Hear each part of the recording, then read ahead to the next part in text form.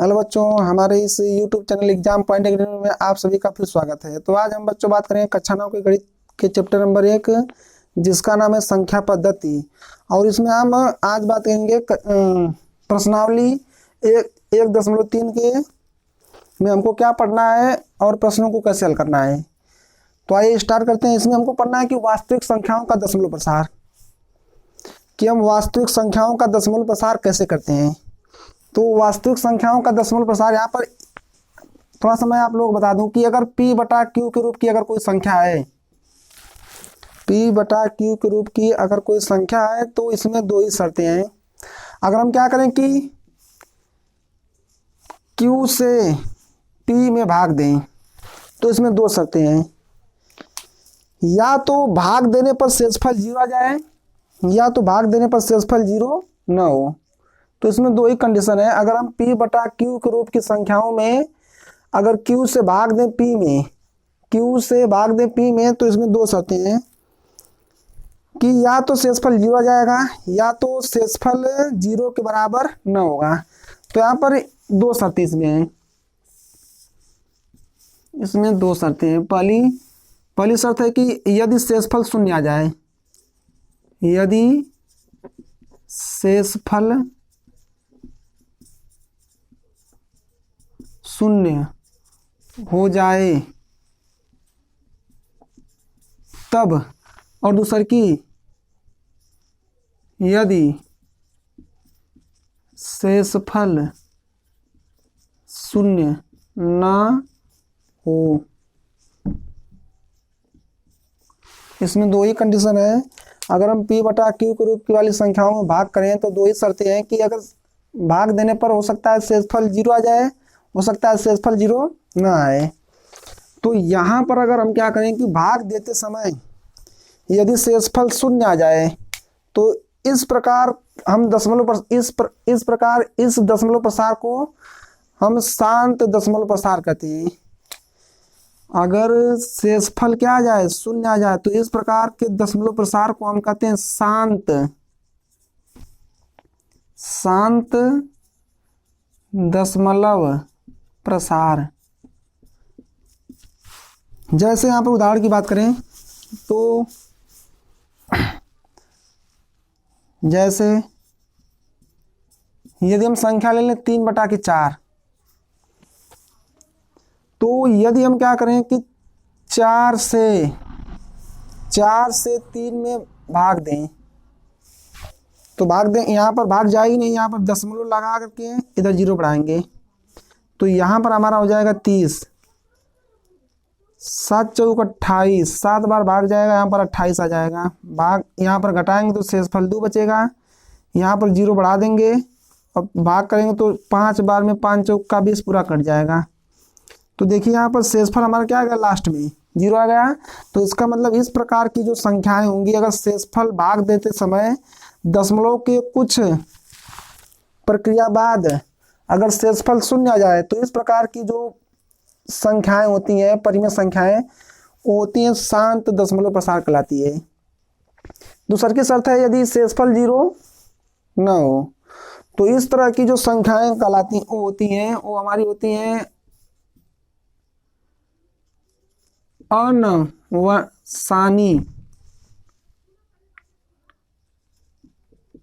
अनुसानी, या फिर उसको कहा जाता है अशांत। इसको अनवसानी या फिर अशांत बोला जाता है।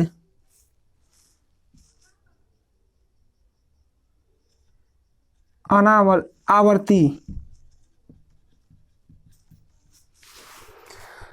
अगर हम क्या करें कि भाग करते समय शेषफल 0 ना आए, दशमलव के बाद कुछ संख्याओं की पुनरावृत्ति होने लगे, तो इस प्रकार की जो संख्याएं इस प्रकार का दशमलव प्रसार जो होता है वो हमारा क्या कहलाता है, अनुसानी। इसको या फिर बोलते हैं अशांत, दोनों चीजें हैं, चाहे अनुसानी बोल दो या फिर अशांत। आवर्ती, तो इन्हें हम बोलते हैं अनुसानी आवर्ती या फिर अशांत आवर्ती दशमलव प्रसार। जैसे यहाँ पर बात करें, जैसे देख लीजिए यहाँ पर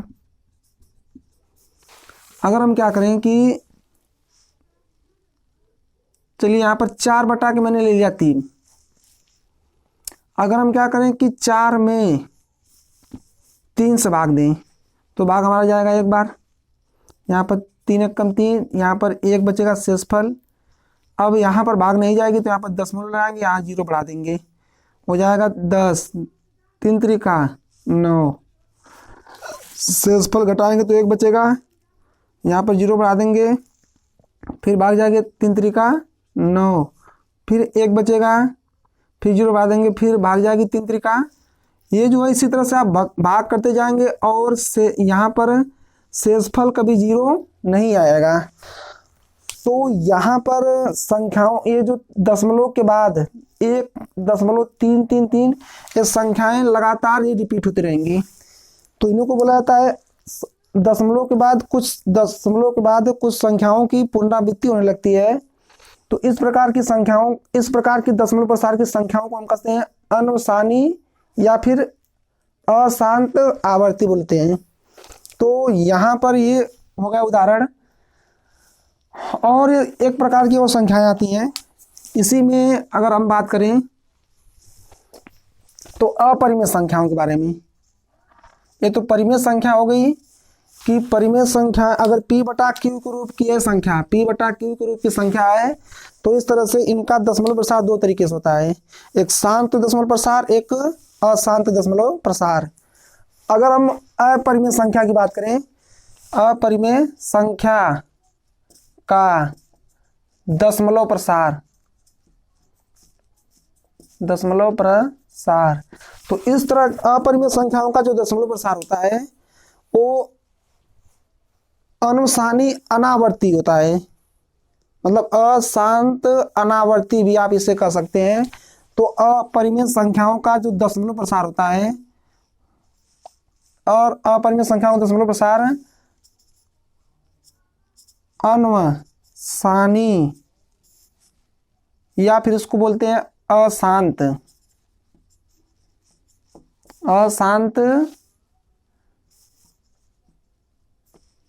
अनावर्ती। अनावर्ती का मतलब यही है कि दशमलव के बाद किसी संख्या की पुनरावृत्ति न होना। दशमलव, यहाँ पर फिर से अनावर्ती का मतलब ये होता है कि दशमलव के बाद संख्या की पुनरावृत्ति न होना। और यहाँ पर था आवर्ती, तो आवर्ती का मतलब दशमलव प्रसार के बाद किसी संख्या की लगातार पुनरावृत्ति होना, वो आवर्ती होता है।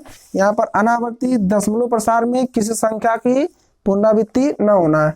तो इस प्रकार की जो संख्याएं होती हैं वो हमारी अपरिमेय संख्या होती हैं, उनको बोलते हैं क्या, अनुसानी ये अनावर्ती या फिर अशांत अनावर्ती। जैसे यहाँ पर उदाहरण की बात करें, जैसे यहाँ पर हम ले लें 0.120 12 इस तरह की जो संख्या है वो हमारी अपरिमेय संख्या है, जिसको हम बोलते हैं अनुसानी अनावर्ती। इसमें आप देख रहे हैं कि किसी संख्या की कोई पुनरावृत्ति नहीं हो रही है। जैसे देखें यहाँ पर अगर हम ले लेते हैं 120, तो यहाँ पर जैसे बात करें 120 की, यहाँ भी एक जीरो 2 ही रहना चाहिए, लेकिन यहाँ पर 1 0 बढ़ गया है। फिर यहाँ पर देख रहे हैं कि यहाँ पर 2 0 रहना चाहिए, तो फिर यहाँ पर 0 हो गया है। तो इस तरह से ये किसी भी संख्या की पुनरावृत्ति नहीं हो रही है, इसलिए हम इसको कहते हैं अपरिमेय संख्या। और एक बात मैं तुम लोग बता दूं कि यहाँ पर जो अशांत आवर्ती है इसको हम एक तरीके से और प्रेजेंट करते हैं और दर्शाते हैं। जैसे यहाँ पर यहीं पर थोड़ा सा मैं बता दे रहा हूँ, जगह है ये 4/3 है, ये हमारा इसका रिजल्ट क्या आएगा, भाग करेंगे तो 1.333 डॉट डॉट करके अनंत तक आएगा। इसको हम एक तरीके से और प्रेजेंट करते हैं, 4/3 है, इसको हम लिख सकते हैं 1 इसको 3 संख्या बार बार रिपीट हो रही है, तो इसका मतलब इस बार हम ऐसे लिख सकते हैं इस पर बार। तो जो संख्या रिपीट होती है बार बार उस पर हम उसके ऊपर एक पाई खींच देते हैं इस तरह से, उसको बनाता है 1.3 पर बार, 3 पर बार। तो जो संख्या बार बार रिपीट होगी उसी के ऊपर ऐसे एक पाई खींच देंगे। तो यहाँ पर फिलहाल में इतना था। अब यहाँ पर हम क्या करेंगे कि अशांत अनावर्ती मतलब अशांत आवर्ती दशमलव प्रसार को हम P बटा Q के रूप में व्यक्त कर सकते हैं। कैसे, यहाँ पर देखेंगे अभी, तो इसको थोड़ा सा मैं मिटा दे रहा हूँ। यहाँ पर अपरिमेय संख्या आपको लिखने के लिए आएगा कि किन्हीं दो संख्याओं के बीच अपरिमेय अशांत अनावर्ती लिखिए। अशांत अनावर्ती, अनावर्ती जब भी कहेगा तो दशमलव के बाद कोई संख्या रिपीट ना हो। जैसे आपसे कह दिया जाए कि 1/2 और 1/3 के बीच दो अशांत अनावर्ती संख्या लिखिए। तो यहाँ पर देख रहे हैं आप लोग 1/2 है, यहाँ पर 1/3 है। तो यहाँ पर अगर हम इसमें भाग करें, 1 में 2 से भाग करें, भाग नहीं जाएगी, दशमलव लगा दो, यहाँ 0 बढ़ा दो, 5 बार में कट जाएगा, 5 दूना के 10 से इस पर 0 आ जाएगा। तो इसका मान आ गया 1/2 का मान आ गया 0.5। और इसमें भाग करें, 1 में 3 से भाग करें, भाग जाएगी नहीं जाएगी, दशमलव लगा देंगे, यहाँ पर 0 बढ़ा देंगे, भाग जाएगी 3 बार, 3 तरीका 9, 1 बचेगा, 0 बढ़ा देंगे, भाग जाएगी कब बार, 3 तरीका 9 बार, 3 बार जाएगा। तो यहाँ पर एक कभी कटेगा नहीं, तो यहाँ पर 1/3 का मान आ गया 0.3 डॉट डॉट करके अनंत तक आता रहेगा। तो यहाँ पर अब हमको क्या करना है कि इन दोनों संख्याओं के बीच में हमको दो अशांत अनावर्ती संख्याएं लिखनी है। 2 अशांत अनावर्ती संख्या लिखनी है।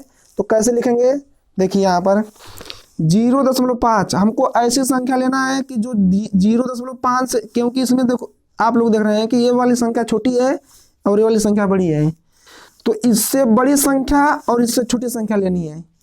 तो यहाँ पर हमको क्या करना है कि क्या यहाँ पर 0 इससे बड़ी संख्या है, तो 3 7 हो सकता है, यहाँ पर 0 3 7 0 0 3 7 0 0 0 3 7, इस तरह से संख्याएं जो होंगी हमारी अशांत अनावर्ती।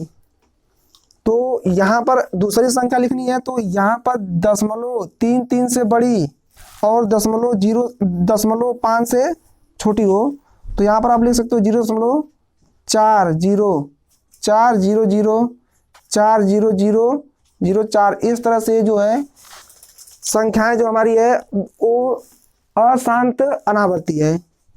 तो इस तरह से हमने देखा कि दशमलव प्रसार को हम 3 तरीके से समझते हैं कि परिमेय संख्याओं का दशमलव प्रसार 2 तरीके से करते हैं, एक शांत दशमलव प्रसार और एक अशांत दशमलव प्रसार। तो इस तरह से अब हम आगे बढ़ते हैं। इसके बाद हम अशांत आवर्ती दशमलव प्रसार को P बटा Q के रूप में कैसे व्यक्त करेंगे, अब इसको सीखेंगे। तो आइए स्टार्ट करते हैं। थोड़ा सा इसको मैं मिटा दूं।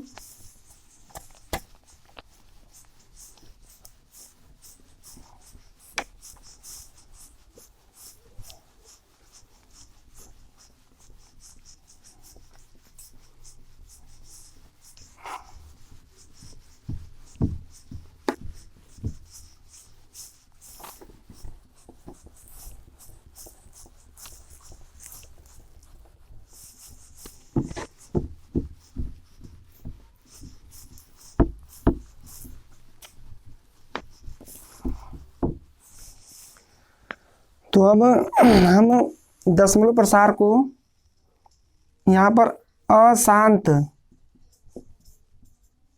दशमलव प्रसार को P बटा Q के रूप में व्यक्त कैसे करेंगे, इसको सीखेंगे। तो अगर यहाँ पर प्रश्न मैं कुछ ले रहा हूँ, यहाँ पर अगर 0.4 पर बार इस तरह से संख्या है, और दूसरा का एग्जाम्पल ले लेते हैं 0.132 पर बार, और तीसरा सवाल मैं ले रहा हूँ कि 0.234 पर 3 पर बार। तो इन संख्याओं को हम p बटा q के रूप में कैसे व्यक्त करेंगे? तो आइए देखेंगे। यहाँ पर पहला सवाल हमारा है क्या कि 0.4 पर बार। तो अभी मैंने आप लोगों को बताया है कि एक बार जो है इस 4 पर बार है तो ये संख्या बार बार रिपीट होगी। तो इसको हम कैसे लिख सकते हैं? 0.444, ये बार बार संख्या रिपीट होगी और ये अनंत तक जाएगा। अब इसको हम मान लेंगे कि ये x के बराबर है। माना x बराबर 0.444, इसको समीकरण नंबर 1 बनाएंगे। अब हम क्या करेंगे कि यहाँ पर ये जो जितने अंकों पर बार है उसी संख्या से दोनों पक्षों में, इस समीकरण 1 में दोनों पक्षों में 10 से गुणा करेंगे। एक बार फिर से, जितनी संख्या पर बार रहेगा उसी संख्या से हम क्या करेंगे, इसमें अगर मान लीजिए दो अंकों पर बार है तो हम 100 से गुणा करेंगे। अगर 1 अंक पर बार है तो 10 से गुणा करेंगे। अगर 3 अंक पर बार है तो 1000 से, 4 अंक पर बार रहेगा तो 10,000 से। इस तरह से हम आगे बढ़ते जाते हैं। तो यहाँ पर हम दशमलव केवल एक संख्या पर था, 1 अंक पर था, इसलिए 10 से गुणा करेंगे। तो समीकरण 1 में 10 से गुणा करने पर, तो इसमें 10 से गुणा करेंगे तो जाएगा 10x बराबर, इधर गुणा करेंगे तो 0.1 अंक इधर जाएगा तो 4.444, ये संख्या बार बार रिपीट होगी। इसको समीकरण नंबर क्या बना देंगे? 2। अब हम क्या करेंगे कि समीकरण 2 को समीकरण 1 में से घटा लेंगे। समीकरण 2 को समीकरण 1 में से घटाने पर, तो लिख देते हैं इसको, समीकरण 2 में से समीकरण 1 को घटाने पर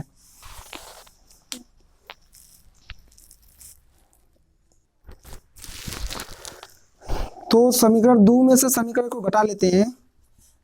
तो यहाँ पर लिखेंगे 10x बराबर 4.444, ये संख्या अनंत तक आएगी। यहाँ पर लिखेंगे x बराबर 0 दशमलव को हम सीध में लिखते हैं। यहाँ पर दशमलव जो है यहाँ पर, इसको हम सीध में लिखेंगे और यहाँ पर 4 4 4 करके अनंत तक आएगा। अब यहाँ पर से घटाएंगे, इसको, इसका चिन्ह बदलेंगे, माइनस से भी हो जाएगा, माइनस से भी। 4 से 4 जाएगा 0, 4 से 4 जाएगा 0, सब 0 हो जाएगा। दशमलव यहाँ पर लगा देंगे और यहाँ पर 4 क्या होगा हमारा, उतर जाएगा। ये 10x में से 1x घटेगा तो यहाँ पर आ जाएगा 9x। तो इस तरह से यहाँ पर हमारा आया 9x, चलिए ऊपर थोड़ा सा लिखते हैं, यहाँ पर 9x बराबर 4। तो यहाँ से x बराबर आ जाएगा हमारा 4/9। तो इस तरह से हमने देखा कि 0.4 पर बार इसको p बटा q के रूप में यदि लिखेंगे तो कितना लिखेंगे, 4/9। आइए दूसरा सवाल करते हैं। इस पर थोड़ा सा इसको मैं मिटा दूं। चलिए सवाल नंबर 2 देखते हैं। यहाँ पर क्या है, 0.132 पर बार। अगर नहीं समझ में आया है तो दूसरा का एकदम अच्छे से क्लियर हो जाएगा कि हमको कैसे इन संख्याओं को p बटा q के रूप में व्यक्त करना है। तो यहाँ पर सबसे पहले हम क्या करेंगे कि इसको मान लेंगे। माना x बराबर 0.1, यहाँ पर 3 और 2 पर बार है तो यही संख्या बार बार रिपीट होगी। 2 3 और 3 2 3 2 3 2, ये डॉट डॉट अनंत तक आएगा। इसको हम समीकरण नंबर मान लेते हैं 1। अब यहाँ पर जो बार है वो 2 अंकों पर बार है, इसलिए हम क्या करेंगे, दोनों समीकरण 1 में दोनों पक्षों में 10 से गुणा करेंगे। तो यहाँ पर क्या करेंगे कि दोनों पक्षों में 100 से गुणा करेंगे। गुणा करने पर यहाँ पर दोनों पक्षों में हम 100 से गुणा करेंगे। तो इधर 100 से गुणा करेंगे तो हो जाएगा हमारा 100x बराबर, इधर गुणा करेंगे तो 0.2 अंक इधर जाएगा तो हो जाएगा 0, यहाँ पर एक तीन, 13.2323, ये संख्या बार बार रिपीट होगी। हम इसको समीकरण नंबर क्या दे देते हैं, 2। अब फिर वही काम करेंगे कि समीकरण 2 से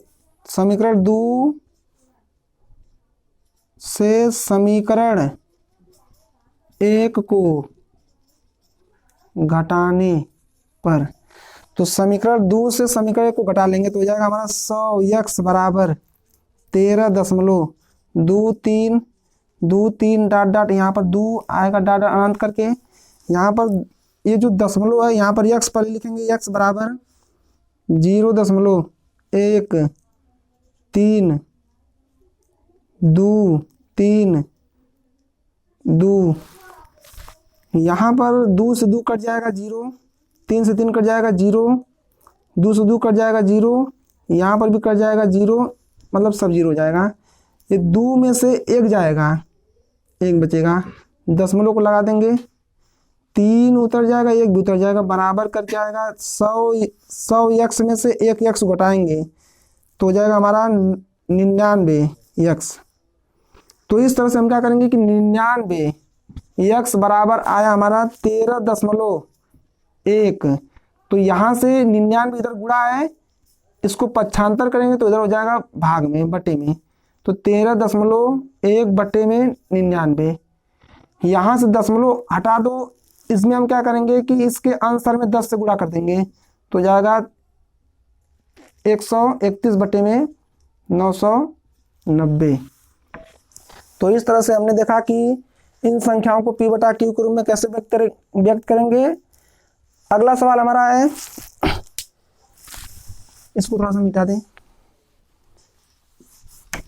अगला सवाल को भी हम कर लेते हैं।